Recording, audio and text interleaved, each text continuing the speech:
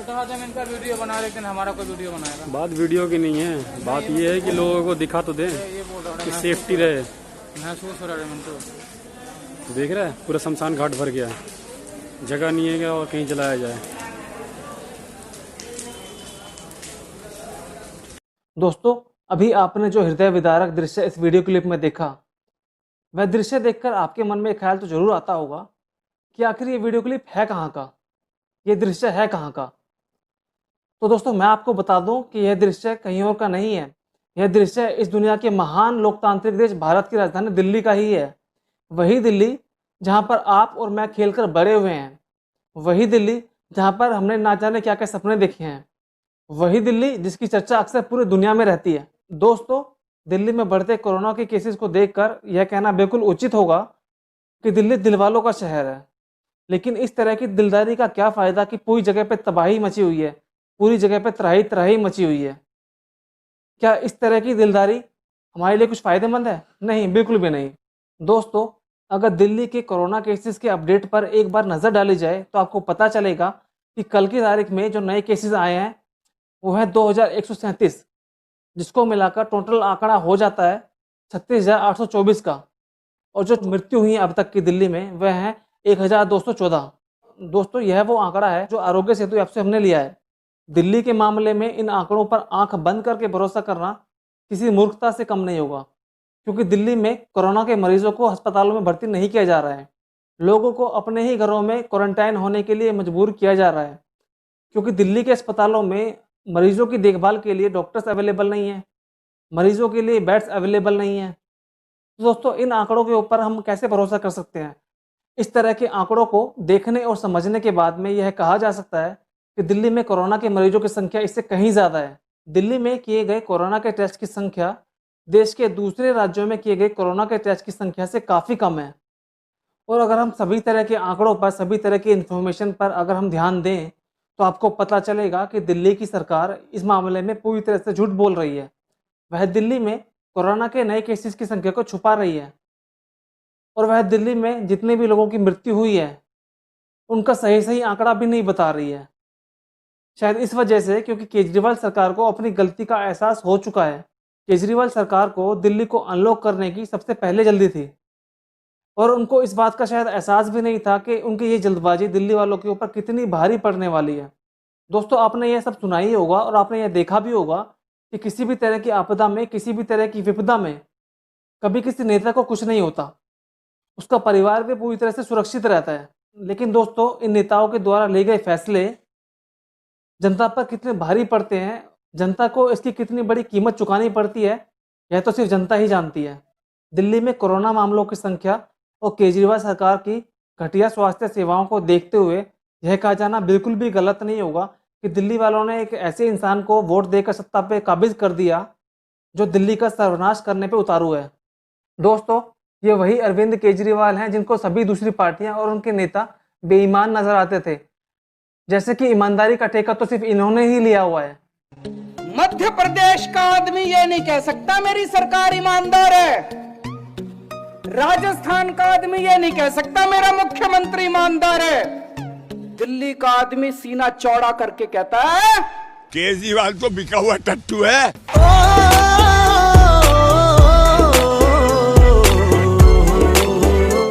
दिल्ली की पढ़ी लिखी जनता ने अरविंद केजरीवाल की पार्टी आम आदमी पार्टी को क्या इसीलिए वोट दिया था कि अरविंद केजरीवाल दिल्ली का सारा पैसा बड़े बड़े विज्ञापनों में खर्च कर दें, या फिर इसलिए वोट दिया था कि अरविंद केजरीवाल अपने गलत निर्णयों की वजह से दिल्ली को शमशान में बदल दें, या फिर दिल्ली की जनता ने अरविंद केजरीवाल की पार्टी को इसलिए वोट दिया था कि वो टुकड़े टुकड़े गैंग का समर्थन करें? क्यों अरविंद केजरीवाल और उनकी पार्टी के दूसरे नेताओं के ऊपर हमेशा गंभीर आरोप लगते रहे हैं, और उनके ऊपर गंभीर आरोप जो लगे हैं वो साबित भी होते रहे हैं? क्या दिल्ली की जनता ने आंख बंद करके अरविंद केजरीवाल को वोट दिया ताकि उनको फ्री की बिजली, फ्री का पानी और फ्री का ट्रांसपोर्ट मिल सके? अरविंद केजरीवाल की घटिया राजनीति और षड्यंत्रों के चलते यह कहा जाना बिल्कुल भी गलत नहीं होगा कि इनके साथ जो होता था वो बिल्कुल ठीक होता था, और ये इसी के लायक हैं।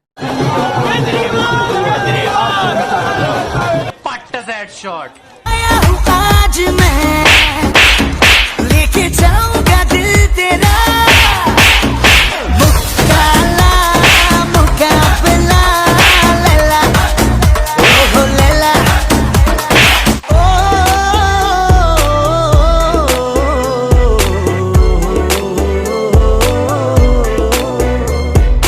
दोस्तों, इस खतरनाक चीनी वायरस ने दिल्ली के अंदर जो कोहराम मचाया हुआ है, क्या उस कोहराम की जिम्मेदार सिर्फ सरकार है? क्या दिल्ली वासियों की कोई जिम्मेदारी नहीं है? क्या दिल्ली की जनता ने अपनी बुद्धि और अपने विवेक का परिचय दिया है? क्या हम सभी ने सोशल डिस्टेंसिंग का पालन किया है? क्या हम लोग बेवजह बाहर सड़कों पर नहीं घूमते हैं? क्या हम लोग जब अपने घरों से बाहर निकलते हैं किसी काम के लिए, क्या खुद को पूरी तरह से कवर करते हैं? क्या मुंह पे मास्क लगाते हैं? क्या हम ध्यान रखते हैं कि हम किसी भी चीज़ को ना छुएं? जब हम अपने घरों में वापस आते हैं तो क्या सीधे बाथरूम में जाते हैं? अगर हम यह सब नहीं कर रहे हैं तो हम सब भी उतने ही जिम्मेदार हैं जितने की सरकार। अगर दिल्ली सरकार ने बसों को चालू कर भी दिया, जो उनको नहीं करना चाहिए था, तो आपको क्या जरूरत पड़ी है बसों में भर भर के जाने की? क्या आपको अपनी जिंदगी से प्यार नहीं है? क्या आपको अपने परिवार से प्यार नहीं है? गदर हो रहा भाई बस में गदर ड्यूटी छुट्टी कर रहे हैं हम भी। हमारे परिवार को कौन संभालेगा? हमारा कुछ हो गया तो रोनी 44 हाँ भाई डीएम साहब का ऑर्डर है। कोरोना सिर्फ आपको नहीं लगेगा, आपके परिवार को भी लगेगा और जिस एरिया में आप रहते हैं वहां पर भी फैलेगा। एक इंसान की गलती 100 लोगों पर भारी पड़ सकती है या फिर उससे भी ज्यादा लोगों पर। क्यों आप अपने आप को और अपने परिवार को रिस्क में डाल रहे हैं? खाना कमाना आगे भी चलता रहेगा, ऑफिस जाना भी आगे चलता रहेगा, लेकिन यह सब करके आप अपने और अपने समाज के लिए दोषी बन रहे हैं। दोस्तों, कोरोना से बचना कोई मुश्किल कार्य नहीं है। इसके लिए आपको सिर्फ इतना ही करना है कि जब भी आप किसी बाहरी व्यक्ति से मिलें, किसी बाहरी पर्सन से मिलें, तो उसको कोरोना का मरीज समझें। जब आप सामने वाले इंसान को कोरोना का मरीज समझेंगे तो आप खुद वो सारे काम करेंगे जो करने के लिए सरकार आपको बार बार बोल रही है। आप खुद ही सोशल डिस्टेंसिंग का पालन करेंगे, आप खुद ही बिना वजह बाहर नहीं जाएंगे, आप खुद ही अपने मुंह पे मास्क लगा के रखेंगे। बस यही सब तो हमें करना है। दोस्तों, इस वीडियो के अंत में आपके लिए एक वीडियो क्लिप है। उस वीडियो क्लिप को ध्यान से देखिएगा, जिससे आपको पता चलेगा कि दिल्ली में स्वास्थ्य सेवाएं कितनी लचर हो गई हैं, मरीजों की हालत कितनी बुरी हो चुकी है। ये वही स्वास्थ्य सेवाएं हैं जिनको वर्ल्ड क्लास कहा जाता था। आज के लिए बस इतना ही। अगर आपको हमारी ये वीडियो पसंद आई है तो इस वीडियो को लाइक कीजिए, अपने दोस्तों के साथ शेयर कीजिए और कमेंट करके हमें बताइए कि आपको वीडियो का कौन सा पार्ट ज़्यादा अच्छा लगा। अगर आप चैनल पर नए आ गए हैं तो चैनल को सब्सक्राइब करके बेल आइकन को दबाना ना भूलें। इससे आपको हमारे सभी वीडियो के नोटिफिकेशन मिलते रहेंगे।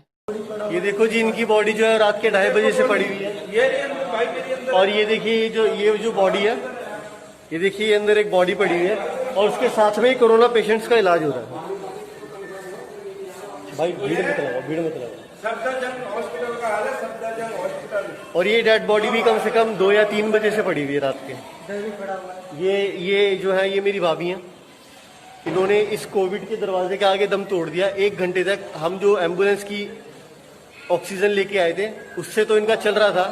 जैसे वो ऑक्सीजन खत्म हुई इन्होंने यहाँ पे दम तोड़ दिया। ये 1 घंटे तक यहाँ पर रही, जबकि नीचे एडमिशन की वो मिल गई थी।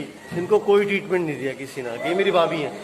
ये इनकी डेथ हुई है सुबह 9 बजे और अभी 1:30 बज चुका है। तो सबका ही दर्द है, ये क्या कर सकते हैं। बट दुख की बात यह है कि वो यहाँ तक पहुंच गई थी जहाँ इलाज हो सकता था। बट इस दरवाजे के अंदर उन्होंने 1 घंटे वहां पे पड़ी रही, तड़पती रही और वहीं पे इनकी डेथ हो गई। उसके बाद से इनकी बॉडी ऐसी पड़ी हुई है, 4-5 घंटे हो गए, रैप नहीं किया, कुछ नहीं किया। सिर्फ कोरोना के लिए मरे का टेस्ट ले लिया। इससे पहले हम गंगाराम हॉस्पिटल गए थे। गंगाराम हॉस्पिटल से पहले हम गए थे BL कपूर गए थे हम, और BL कपूर के बाद हम गए थे RML के बाद हम गए थे संजीवन हॉस्पिटल। उसके बाद हम यहाँ पर आए। किसी ने एडमिशन नहीं दिया। सब कह रहे थे कि कोरोना का टेस्ट जब तक आएगा नहीं तब तक नहीं होगा। हमने टेस्ट कल रात को गंगाराम में करवाया था, उसका रिजल्ट आज रात तक आएगा। 24 घंटे कहते हैं। इन्होंने कहा था जब तक कोरोना पॉजिटिव नहीं होगा पर्सन तब तक हम उसको लेंगे नहीं। बट हाँ, उसको मार देंगे। मार दिया इसको। ये बंदी मर गई। इसका एक लड़का है 12 साल का, एक 17 साल की लड़की है, एक 15 साल की लड़की है। इसके आदमी को दौरे पड़ते हैं, दिमागी चैलेंज है वो। शी वॉज डूइंग, जो भी कर रही थी यही कर रही थी घर की, और ये मर गई। किसी को कोई फर्क नहीं पड़ेगा। मैं जैसा दुख रो रहा हूँ, यहाँ पे बहुत सारे लोग हैं। ये देखिए इलाज चल रहा है और यहीं पे डेड बॉडी पड़ी है। रात के 2 बजे से डेड बॉडी पड़ी है और यहीं पे इलाज चल रहा है।